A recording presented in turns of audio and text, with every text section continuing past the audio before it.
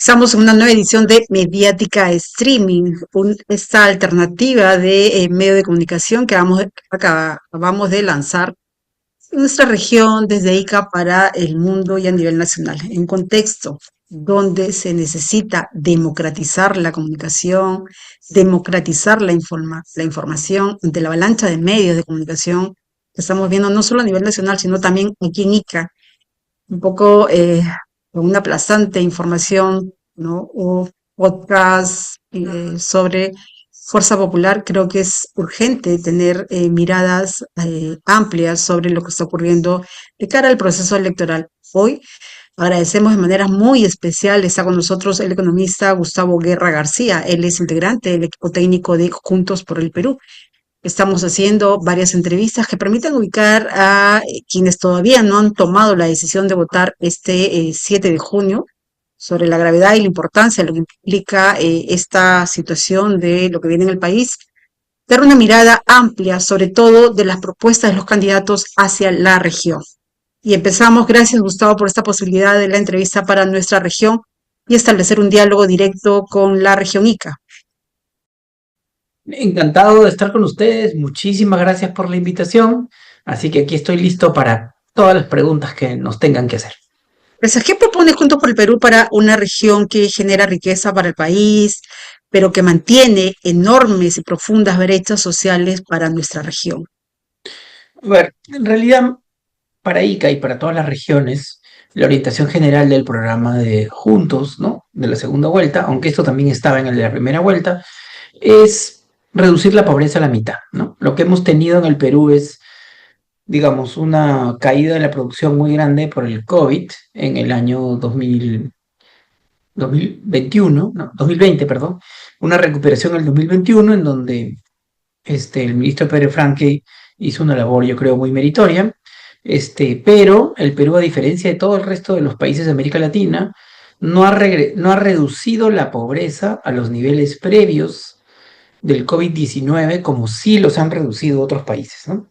Entonces ahí estamos como peruanos en un déficit, ¿no? En el año This meeting is being 2024 recorded. incluso la pobreza extrema fue mayor que en el 2020 del COVID, ¿no? Lo cual fue extremadamente grave. Y la pobreza en general, ¿no? Que estaba en 20%, subió 30 con el COVID y hoy día está en 27. Es decir, no hemos resuelto ese problema. Ahora, para nosotros, ¿no? Ya más específicamente en ICA, en el tema de infraestructura que yo estoy trabajando, obviamente el proyecto principal, ¿no? Es la conexión ferroviaria de Las Bambas hacia San Juan de Marcona, que es un eje transversal de desarrollo que debe articular, que debe permitir, ¿no? Articular las economías de costa y de sierra, y poder tener una salida eficiente hacia uno de los puertos importantes de la región, ¿no? Y en general, ¿no? Hay que apoyar no solo a los aeroexportadores, ¿no? Que, bueno, han tenido una elevación de sus utilidades de forma significativa, pero también hay que apoyar a los trabajadores de la aeroexportación, ¿no? Porque, digamos, los 430.000 trabajadores de la agroexportación, sus salarios se han reducido 30% en términos reales, ¿no? Entonces no es justo que haya un modelo económico que, digamos, favorezca a los agroexportadores, lo cual no está mal porque se les ha dado infraestructura de riego, certificación sanitaria, infraestructura de conectividad de forma significativa, les permite facturar 15.000 millones de dólares, pero que los trabajadores de la agroexportación vean reducidos sus ingresos en los últimos años, ¿no? Desde el 19 a la fecha, ¿no? En 30%, es bastante injusto, ¿no? De los 430.000 trabajadores de la agroexportación, 120.000 están en ICA y por lo tanto ese es un problema, digamos, que hay que resolver, ¿no? Así como hay que resolver, digamos, la electrificación rural, los caminos rurales, digamos, en todas las zonas rurales de ICA, que tiene una buena conectividad porque el departamento de ICA está atravesado, ¿no? Por la Panamericana, pero que se requiere mucho más trabajo en vías departamentales y terciarias, ¿no es cierto?, para que todos los predios de la agricultura familiar que también anedican se beneficien y se integren al desarrollo hacia la exportación. Gustavo, uno de los cuestionamientos que se viene dando desde algún sector de la derecha es que los ofrecimientos que hace Juntos por el Perú y esta segunda, si bien no hoja de ruta, pero plan de trabajo, se están haciendo cosas de manera apresurada y sin un control de lo que pueda darse en adelante. Dicho de otra manera es, ¿cómo se garantiza que aquello que se está ofreciendo, prometiendo, indicando, se va a cumplir? A ver, yo creo que fiscalmente los equipos que hoy día estamos en Juntos por el Perú ya hemos demostrado más responsabilidad que los equipos del Fujimorismo, ¿no? Entonces, por ejemplo, ¿no? En materia de transporte urbano, Keiko Fujimori y su equipo han planteado, en mi opinión, irresponsablemente, porque no alcanza la plata, que van a ser las líneas 3, 4, 5 y 6 durante el Ujú. mandato de Keiko Fujimori. Eso cuesta 24.000 millones de dólares. La caja fiscal, con la reducción de los ingresos causada por las exoneraciones tributarias dadas a muchas empresas económicamente poderosas y con alta capacidad de lobby, han reducido los ingresos del Estado en 27.000 millones de soles anuales. En las actuales condiciones no es posible, ¿no es cierto?, financiar 4 líneas de metro. Nosotros solo estamos planteando una, ¿no? Una que sí la vamos a cumplir. Entonces, en general, ¿no? Nuestros planteamientos, ¿no? Son fiscalmente mucho más responsables. Nosotros cuando, yo como viceministro de Hacienda de Pedro Franque, bajamos el déficit fiscal de 8.9 a 2.5 y además dejamos 18.000 millones de soles de ahorro público en el Fondo de Estabilización Fiscal, 4.000 millones y 14.000 millones en la Reserva Secundaria de Liquidez. Y, y los otros dos ministros de Economía y Finanzas de Pedro Castillo, que fueron Graham y Curburneo, también respetaron la regla fiscal y evitamos el sobreendeudamiento. No fue lo mismo con los ministros del pacto entre Dina y Keiko, que han gobernado desde el mes 16 del gobierno de Pedro Castillo hasta ahora, ¿no? Y ahí comenzó la farra fiscal. Keiko capturó el Tribunal Constitucional para salvarse de sus juicios por el caso Cocteles y financiamiento de Odebrecht, y aprovechó eso para darle al Congreso iniciativa de gasto, con lo cual generaron un montón de exoneraciones que nos han hecho perder ingresos para poder financiar becas y otras cosas. Y por el otro lado han metido gasto político y proyectos por la ventana y por la chimenea a la programación de las inversiones, que hace que la plata alcanzaba las justas para los proyectos en ejecución. Han metido proyectos nuevos que están generando obras paralizadas. En el informe del 2025 de la Contraloría, el 20% de las obras paralizadas han sido ocasionadas por falta de financiamiento, que es por este problema de meter proyectos políticamente desde el Congreso y generar que no haya espacio de presupuesto para los que estaban en ejecución. Entonces, yo creo que nuestras credenciales, ¿no?, en materia de cumplir las reglas fiscales, manejar responsablemente estas cosas y costear, ¿no?, los tipos de intervenciones están bastante más claras que las de nuestros competidores.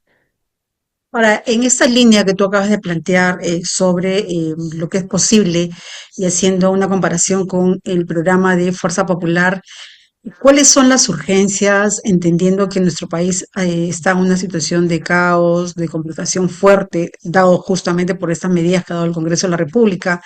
Está lo que decías inicialmente, en los beneficios para las empresas agroexportadoras. En Ica estamos atravesando una situación de crisis hídrica, pero además estamos con el problema grave de gestión de riesgos. Somos una zona sísmica, estamos con crisis climática. El informe, el PNUD, en el año 2013 decía que para Ica iba a darse una situación que hoy se presenta en caso no se tuvieran esas medidas. Entonces, ¿cuáles van a ser esas urgencias tanto para el país como para nuestra región? A ver, comencemos con el país. El país tiene tres amenazas significativas, ¿no? La Ujú. primera es que puede subir el precio del petróleo por el problema de la guerra entre Irán, Estados Unidos e Israel y por el control de Irán sobre el estrecho de Hormuz. Como el negocio petrolero es un negocio balanceado, la producción está empezando a decaer, a retraerse, porque obviamente no puedes rebosar los almacenes, ¿no? Y eso se calcula tecnológica y matemáticamente. Entonces eso implica que va a haber una subida del petróleo, como lo ha también predecido o predicho el Banco Central de Reserva. Y nos tenemos que defender de eso. Esa es la primera amenaza que puede hacer que el país, en lugar de subir de 3.3 a 5% como nosotros queremos, o 6%, baje a 2 o 1.5.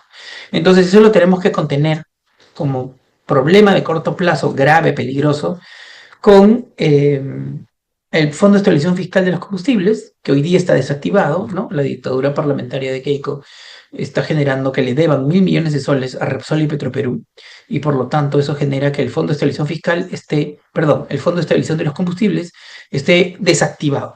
Y al estar desactivado, estamos dejando que suban los precios de los pasajes, ¿no?, en 50 centavos en casi todo el Perú, ¿no? Afectando a la gente más adversa que toma el transporte público.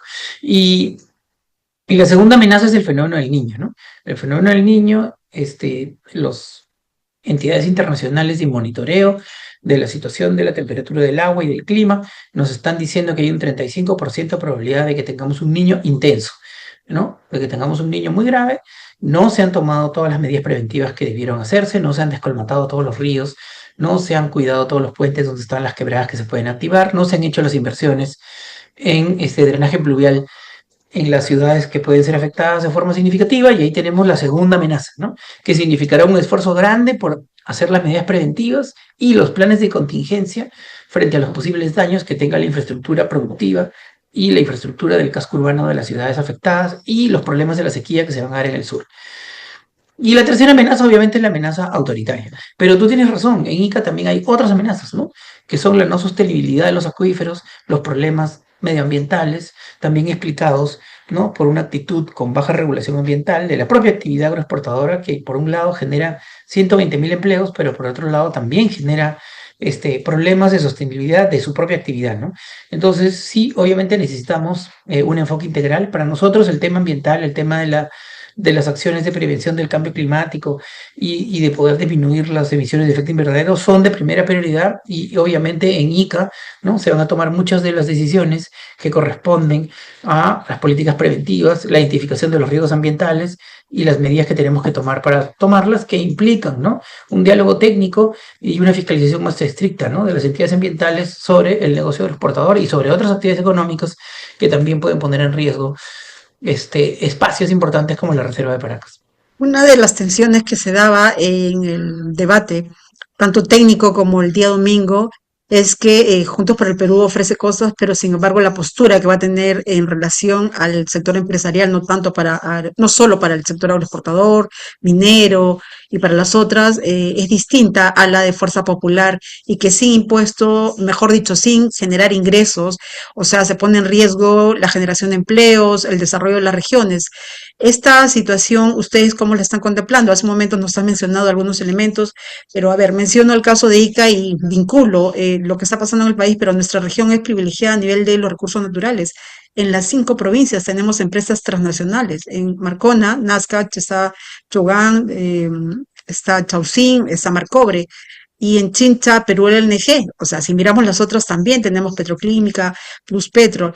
En esta línea, a nivel de país, a nivel de gobierno, ¿cómo se va a equilibrar esta relación con el sector empresarial, que es la parte más tensa, que genera algunas situaciones de dudas de parte del grupo de la derecha y de algunos opinólogos? A ver, en general, los agroexportadores y de todo el Perú tienen que estar tranquilos porque no se va a hacer nada en su contra. Lo único que se les va a pedir es que, así como mi pequeña empresa de consultoría en la que yo trabajo y la que me he dedicado con mucha fuerza a edificar, pagamos 29.5 de impuesto a la renta, que ellos comprendan que, siendo ellos un sector de alta inversión, de alta dotación de capital, ¿no es cierto?, muy moderno, que sus utilidades subieron 74% en los 3 años a la ley Klimper 2.0, que por favor tienen que alinearse con el esquema general de pago del impuesto a la renta de todo el resto de la actividad empresarial del Estado, porque ningún economista serio del Perú, ni de izquierda ni de derecha, está de acuerdo en que se le haya dado una rebaja del impuesto a la renta de 29.5 a 15, ¿no? A un sector poderoso, muy dinámico, muy importante para la economía peruana, que factura 15.000 millones de dólares, y como ya dije, sus utilidades crecieron 74% en los 3 años previos. Entonces, y aparte, claro, sí vamos a tener algunos, digamos, diferencias de apreciación con ellos, porque nosotros no estamos de acuerdo, ¿no? Que los 120.000 trabajadores de ICA ganen 30% menos que el 2019 por la hiperflexibilización laboral que se le ha otorgado a los agroexportadores. Entonces, los agroexportadores van a ser apoyados, sí, con grandes obras de infraestructura de riego, porque hemos dicho que vamos con todo, con Majesiguas 2, vamos con todo con la segunda etapa de Olmos, vamos con Río Cachi en Ayacucho, que también va a tener un impacto sobre empleo en Ica, ¿no? Vamos con Chirapiura, y hemos definido, ¿no?, las prioridades de la gran infraestructura de riego que favorece principalmente a los agroexportadores, y también con la conectividad de los caminos rurales, que también los favorece en toda su extensión, y que Ica va a ser una región beneficiada de proyectos de carácter departamental, pero sobre todo de caminos rurales, que es lo que más falta. Entonces, obviamente es un juego balanceado, ¿no? Los agroexportadores requieren apoyo en lo que corresponde, ¿no? Pero lo que no corresponde es darle subsidios, ¿no?, porque la exoneración del Ujú. impuesto a la renta es como un subsidio, porque no les corresponde, eso está mal, es solo producto del lobby. Ellos ya tienen un nivel de desarrollo que pueden seguir diversificándose y produciendo. Entonces, esta es una definición de política importante, porque si no, las otras promesas no se pueden cumplir, ¿no? Si mantenemos todas las exoneraciones a los transportadores, a los casinos, solo porque financian la campaña de Keiko, eso no tiene sentido. Entonces, ¿qué es lo que tenemos que hacer? Obviamente poner a todos a colaborar con el Perú de la misma manera. Nada se va a hacer en perjuicio de los agroexportadores. Solo les pedimos que sus trabajadores tengan el mismo nivel de protección laboral que el resto de las industrias, que paguen a Salud lo mismo que pagan todos y que paguen el mismo impuesto a la renta de los demás. Por lo demás, hemos dicho claramente que se van a respetar los contratos de todas las empresas y que si hay modificaciones, como se vienen haciendo desde hace mucho tiempo, se harán siguiendo las reglas de modificación que establecen los propios contratos. Entonces, la inversión privada no va a tener, no tiene ningún temor. El equipo de Juntos por el Perú ofrece muchas más garantías de tener estabilidad monetaria, ¿ok? Porque a Julio Velarde, en su última ratificación de 5 años, se la hicieron Pedro Castillo y Pedro Franque. Y lo convencimos poniendo un buen directorio.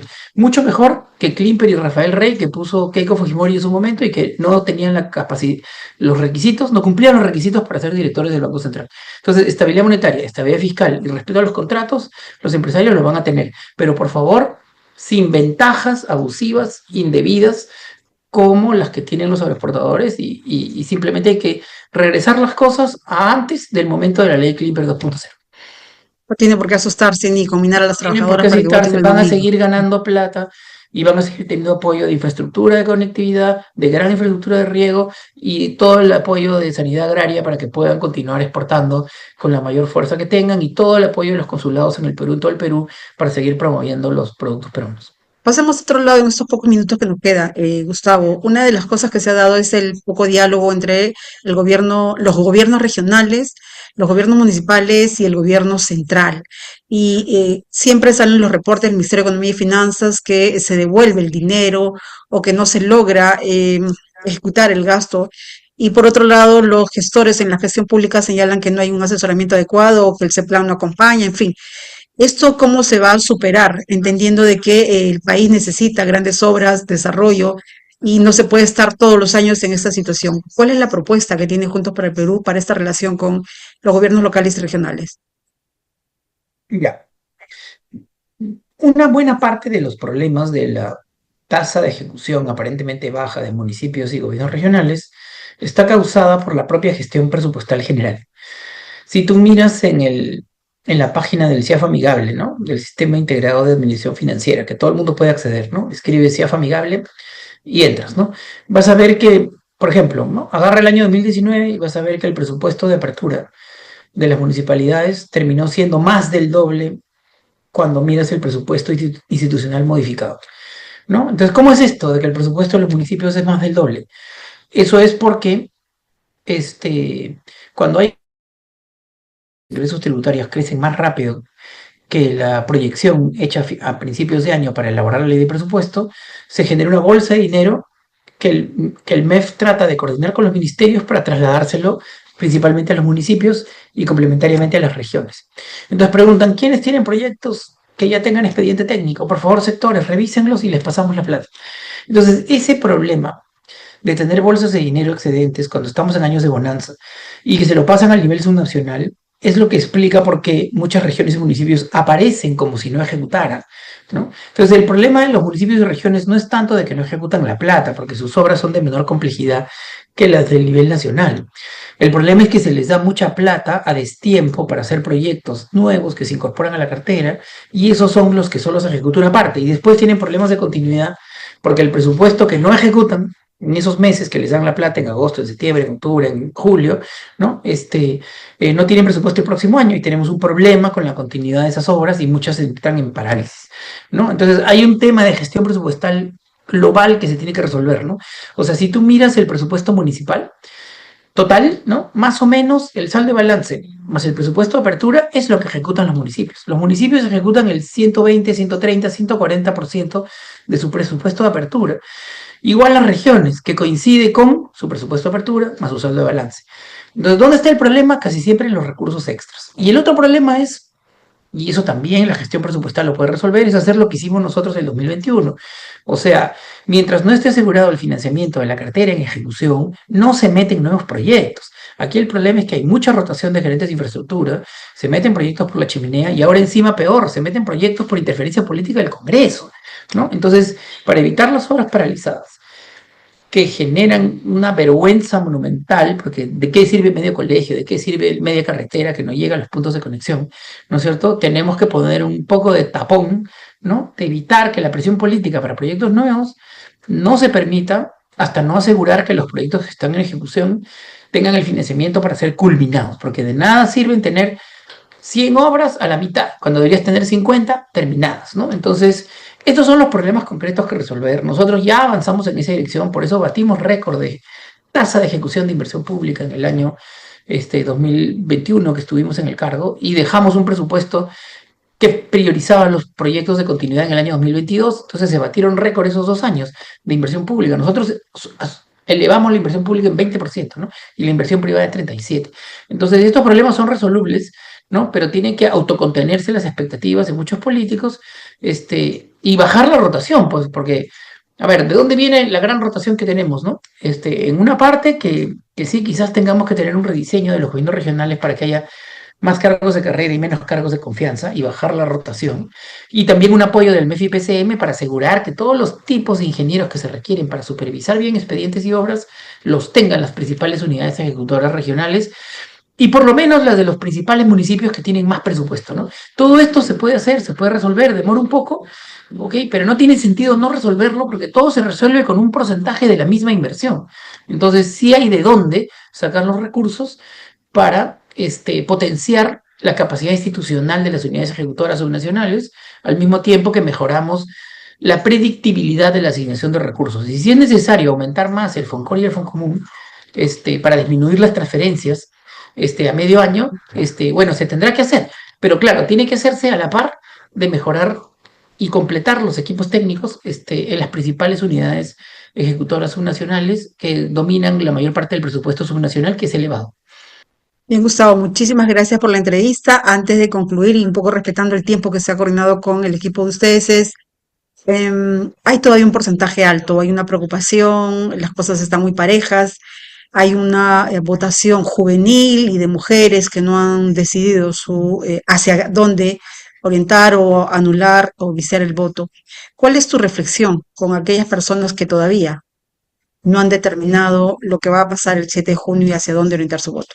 Entonces el Perú requiere una industrialización inteligente, no basada en subsidios, sino basada en atracción de inversión privada y acondicionamiento de infraestructura económica de parques industriales. Todo esto se puede hacer para generar mucho más empleo y eso se complementa con nuestra visión de los trenes transversales, en donde en Ica tenemos el de Las Bambas a San Juan de Marcona, muy importante, y esos ejes transversales van a hacer que se complementen, ¿no? Las actividades de costas y reserva hacia los puertos para unir las zonas de alta producción de cargas con las zonas de embarque y desembarque para el comercio internacional. Eso es generar competitividad, movimiento económico y también redistribución del ingreso a través de una nueva política fiscal. Todo esto se puede hacer. Así que este 7 de junio, por favor, voten por Roberto Sánchez y Juntos por el Perú. Muchísimas gracias por tu tiempo, por esta disponibilidad y por quedar abierta esta ventana de mediática streaming para adelante, seguir. Confiamos que la situación se va a revertir y que no se le puede dar el poder absoluto hacia una fuerza política. Gustavo, muchas gracias por estar con No, nosotros. muchas gracias a ti. Nos vemos. Nos vemos. Bien, nosotros seguimos todavía aquí unos minutos antes de concluir el programa, indicándole que este día domingo vamos a evaluar, va a hacer una cobertura especial, vamos a tener algunas entrevistas, estamos saliendo con esta plataforma digital mediática de streaming. Es una alternativa puesta en marcha para un poco democratizar la comunicación, generar historias, acercarnos hacia los grandes problemas de la región, qué está pasando con la pequeña agricultura. Ya lo ha dicho Gustavo Guerra, el problema de la gestión ambiental en todo el país es compleja, pero necesita tener también vitrina, los grandes problemas de la violencia de género, la situación que ocurre con la niñez, en fin, una alternativa de una plataforma digital. Ya estamos con nuestra página web también. Esperamos que ustedes nos sigan a través de inicialmente el Facebook, pero también estamos con el canal YouTube, o sea que estamos avanzando de a poco nos hemos demorado en salir y esperamos llegar a los hogares de ustedes y confiar, tener la confianza de ustedes. Con nosotros será hasta una nueva edición. Estamos estableciendo, estamos en señales de prueba, teniendo entrevistas diversas, pero apuntalando a los grandes problemas que ocurren en la región. Nos volvemos a encontrar aquí en Mediática Streaming.